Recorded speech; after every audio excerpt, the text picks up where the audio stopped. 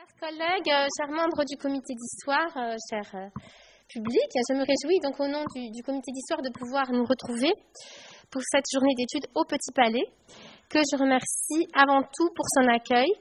Et donc l'adjointe à la maire de Paris chargée de la mémoire, Laurence Patrice, devait être parmi nous.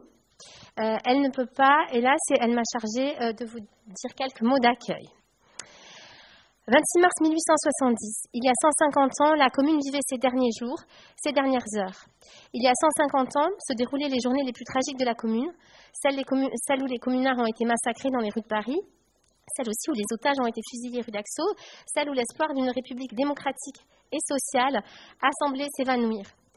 Pourtant, la commune n'est pas morte. Les 70 jours qu'aura duré ce gouvernement inédit et novateur ont nourri l'imaginaire du mouvement ouvrier, ont donné matière à réflexion à plusieurs générations militantes jusqu'à aujourd'hui, et surtout, et c'est ce qui nous rassemble aujourd'hui, sont l'objet d'une histoire qui n'est pas close, un sujet de recherche toujours renouvelé par les nouvelles questions que lui posent les historiens.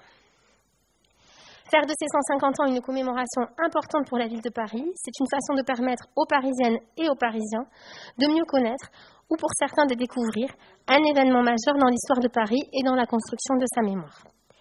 À travers les multiples rendez-vous qui ont été proposés au cours de ces 3 derniers mois, la programmation des 150 ans de la Commune de Paris a permis, outre l'insurrection proprement dite, ses grands moments et sa répression, outre les incendies qui ont embrasé Paris et qui en sont probablement les aspects les plus connus ou les plus saillants dans les représentations, de mieux connaître le programme politique porté par les communards et les premiers jalons qu'ils ont tenté de mettre en œuvre, d'essayer d'en mesurer la portée dans l'histoire de Paris et bien au-delà.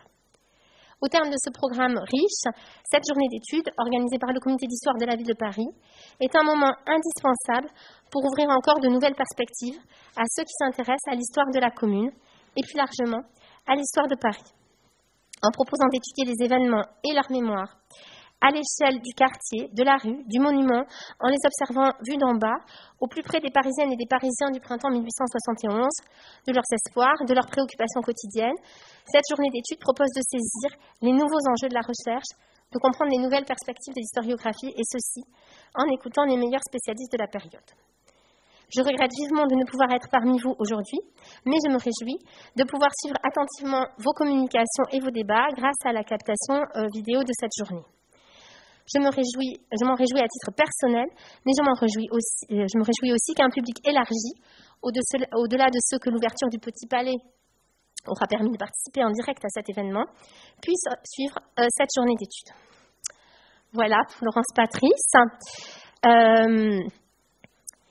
Je me réjouis moi aussi de participer à cette journée d'études dont on a douté jusqu'au dernier moment qu'elle puisse se tenir, ou du moins qu'elle puisse accueillir du public.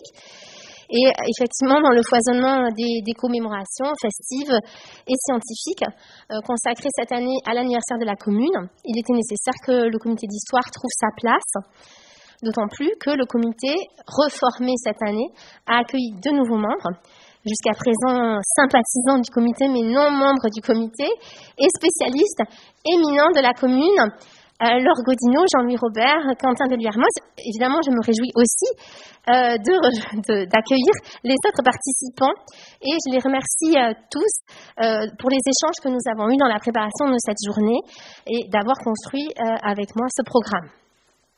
En discutant il y a déjà longtemps avec Daniel Tartakovsky, avec Laure Godineau, il nous a semblé que pour le comité, l'échelle locale était la bonne échelle pour aborder cet anniversaire. Le livre de Quentin de Liermos, les articles du dictionnaire de Michel Cordillo et déjà le livre sur le Paris de la commune qu'avait dirigé Jean-Louis Robert ont bien montré que là, à l'échelle locale, se traçait, parmi d'autres que les communications de la journée vont certainement ouvrir, de nouvelles perspectives pour interroger ce moment particulier, cette histoire ouverte encore à de nouvelles questions des historiens. Autre question historiographique bien vivante, la postérité de la commune, sa mémoire, qui sera interrogée cet après-midi avec, encore une fois, une approche topographique.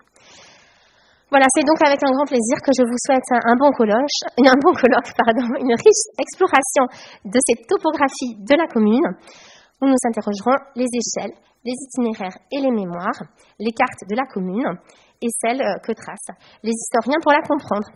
Très bon colloque à vous.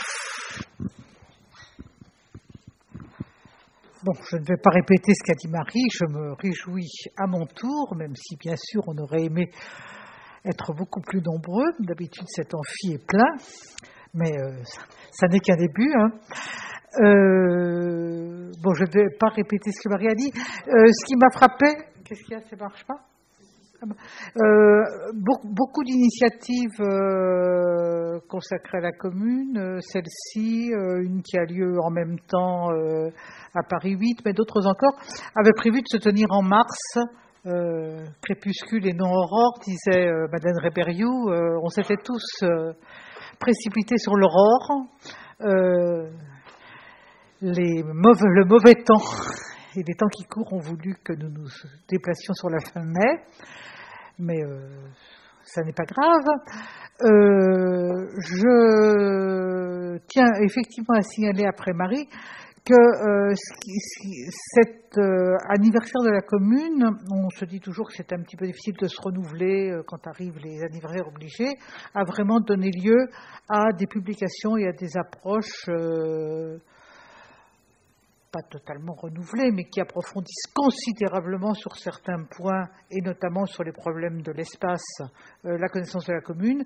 Et donc, dans le choix des intervenants, nous avons essayé au maximum, et je crois que nous avons réussi quasiment à 100%, à vous faire entendre et à vous faire voir du nouveau, des choses inédites dont nous pourrons discuter.